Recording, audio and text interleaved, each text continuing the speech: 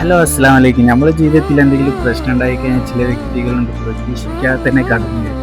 അവരെ കാണുമ്പോൾ തന്നെ നമ്മുടെ മനസ്സിനൊരു പ്രത്യേക സന്തോഷമാണ്, ഒരു ധൈര്യം, പ്രത്യേക എനർജിയൊക്കെ നമുക്ക് വരും. അങ്ങനെയുള്ളൊരു വീഡിയോ ആട്ടോ. വീഡിയോ ഒന്ന് കണ്ടു.